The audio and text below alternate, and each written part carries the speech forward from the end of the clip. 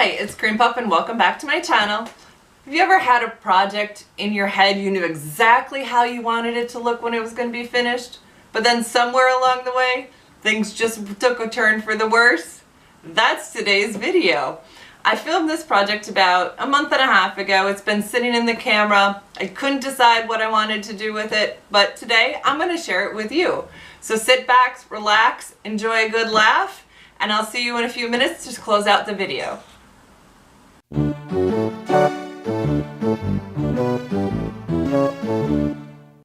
Hi, it's Kreampuff and welcome back to my channel.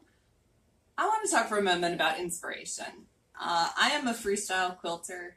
I see things that inspire me in different realms, both other artists who are quilters, as well as floor tiles, details on architectural buildings. Sometimes just odd shapes catch me off guard. Today I want to share and try what I learned from Rob from Man Sewing.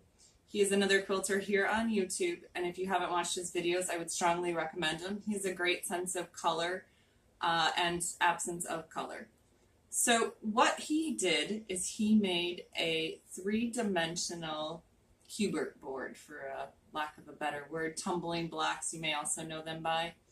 But what inspired me was actually what he did with his borders. Here's a photo of it. And what caught my eye was the angles. He was using pieces that were left over from his blocks to create a border on his piece. And I liked it so much, I'm going to try to recreate it today, but as a table runner. So what I've done is, just like Rob, I've cut out 2.5-inch strips. And instead of a 1-inch strip like Rob did, I cut out a 1.5-inch strip. And I have two different sets that I will put together.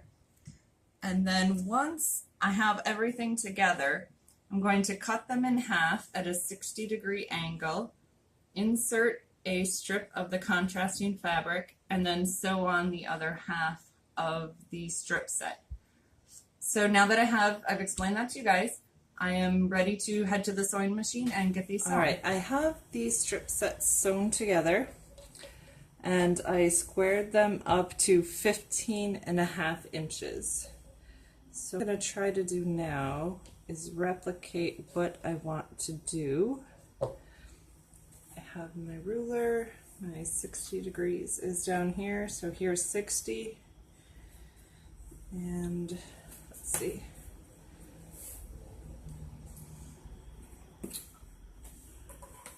Just need a general line. Again, I'll measure this all out, but I lay my strips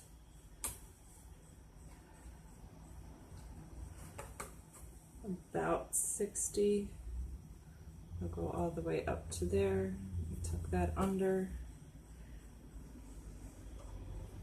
Then on this one, flip it over. Kind of line it up on the corner.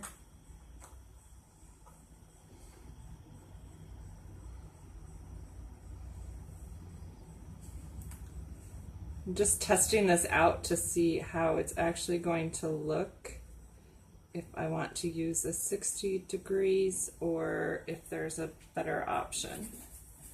Maybe 45 will work, maybe 30 will work. Oops, that's the wrong one.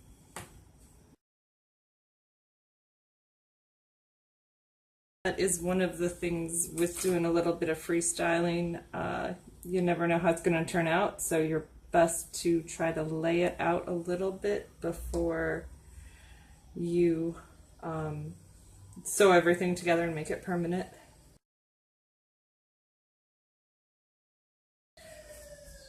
And I'm way off, but that is how a 60 degrees would look. Now let's try, just for the fun of it, let's try a 45. Grab a smaller ruler.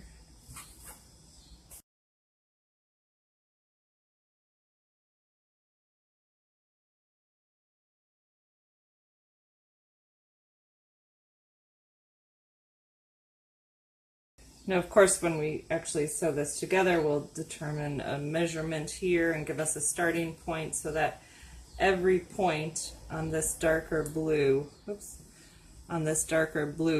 the same point lined up.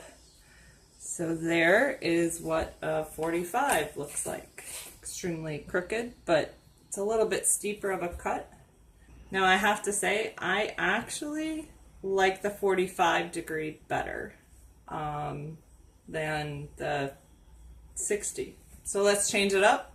Instead of cutting it at 60 degrees, I'm going to cut it at 45 degrees. So now what we need to do is to find the middle point of these blocks. I can either fold it in half and put a pin in, but I'm actually going to measure it. So half of 15.5 is 7.5 plus 1/4. So that should be 7 3/4.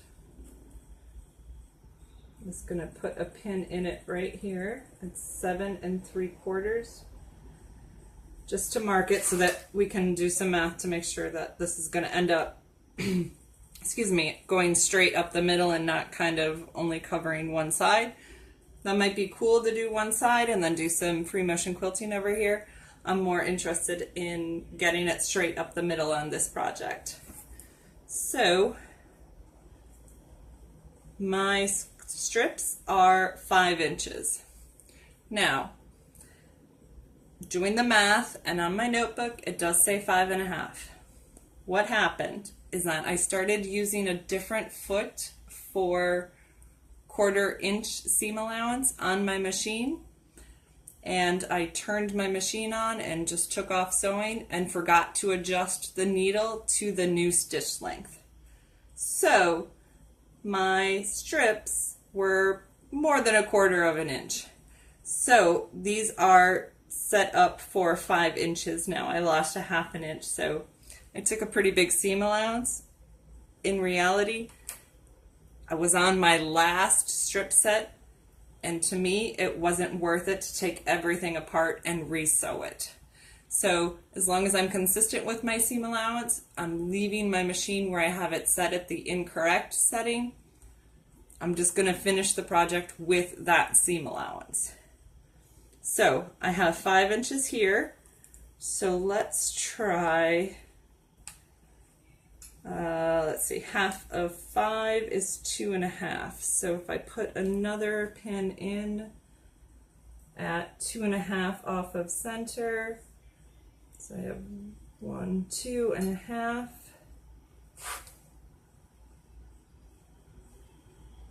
And now to give us a secondary reference point, I'm going to go 2.5 in the other direction.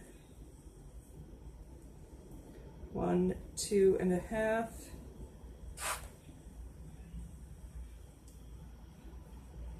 Okay, so now let's see if this works. Now if I start my cut here, you know what, let me put this ruler on here so that because I want to match the corner up here. So I'm just using the ruler to extend my line more accurately. Alright, so if I cut here to here, it is almost lined up perfectly with this pin and the ruler. So here's my pin showing me my point on the top of the strip set. If I line it up, it is almost perfect. Alright, so now we need to do some math to figure out how far this is on that side. So my strip is 15.5, which would make center 7 3/4. And that would be this point here, 7 3/4. So what is going to be my measurement into this? So I need to subtract 2.5 from this measurement. Gives me 1/4, 5 1/4. So let's see if I'm about right here. Yep, that is about where our pin is, but to make it official, I am going to measure and draw a line so that I have a reference point, 5 1/4.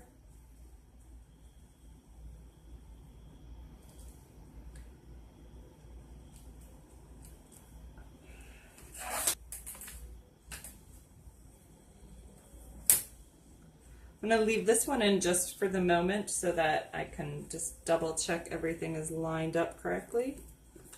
45 degrees. Line it up with my line.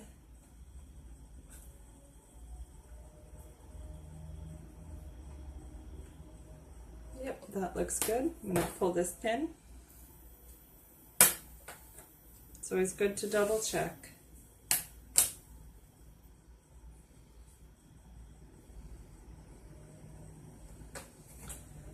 And this is going to be a bit of an awkward cut because I did not line it up correctly for being right-handed.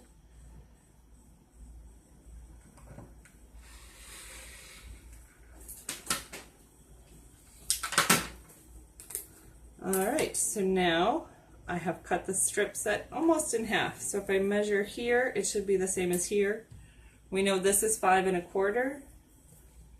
So if I grab this, I am at 5 1/4. So we are good. Woohoo, that worked out. So now I can cut the rest of these strip sets. Measure in 5 1/4.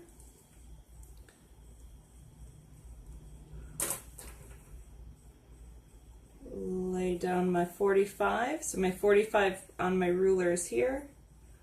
Line it up against that bottom line of the strip set. And again, an awkward cut, so just turn around the table.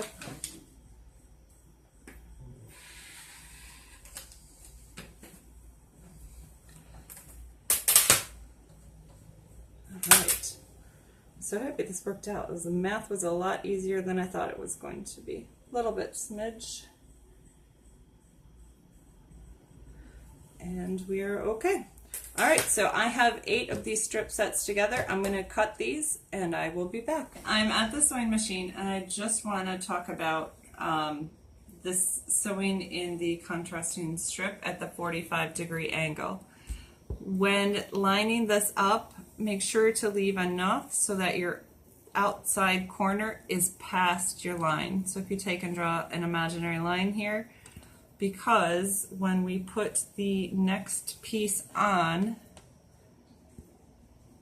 if you do not have it, you will not hit this corner. So we will trim it up, but just like sewing diamonds, you need to make sure that you have a little bit of excess there so that when we square it up, everything lines up. Same for on the bottom. As you can see, if we were to cut this piece straight for the piece, it wouldn't go all the way down to the end. Okay, so now I'm just going to sew this on, leaving myself extra room. Alright, so I have sewn the contrasting fabric into the 45-degree cut that I made. Now I am just going to cut off the excess. And I'm just lining it up square here. I'm going to cut one side and then the other. Just make sure that it is well pressed, or you could get a wrinkle in here. Kind of looks like I have a little one there, but it's okay. Now, as a safety precaution, I am going to use my 45 degrees on my ruler, line it up with my side, the side of my strip, and line it up down the angle. So you can see my 45 degrees lined up here and then here. Always good to have 2 points of comparison before you cut. Alright, so now we end up with this, and we should be a little bit short Now I'm gonna guess on this one. If I sew it straight across, I have a feeling when I flip it, I will be offset, just like when sewing the other one. So I'm gonna offset it like I would sewing a diamond. Let's try this. So my needle hopefully comes right at where that point is. I'll put my foot down, put my needle down, see where I am. Ooh, that's pretty good. All right, so here is my strip. Everything looks good on this. I'm kind of liking this. It kind of has like a little abstract feel to it. Maybe the next time, make these strips a little wider, make that a little wider. That would be a little bit more. You may have to do the math over again to get it to zigzag properly up the table runner. But I'm going to sew the other 7 of these together and I'll be back. All right, so here is where the real fun begins. You see me cut it, design it, cut it. I sewed it together just like I said. Here's my finished block. Here's the issue. They don't line up in a zigzag like I had envisioned them. What I should have done was taken half of my blocks and measured from the left side and half of my blocks and measured from the right side to get my pattern that I wanted. I still like it. I love the material. And it's going to make a great table runner. I'm going to do some fancy stitching in here when I get to free motion quilting it. So let me sew these together and I'll show you the final project. All right, here is the final piece. Did it turn out the way I had it pictured in my head? No. Is it still pretty? Yes. Will I try this pattern again? Yes. Just give me a couple months. Will it turn out the way that I had it pictured in my head? Maybe. If you liked this video, please press and steam the subscribe button. This is Kreampuff. I'll talk to you later.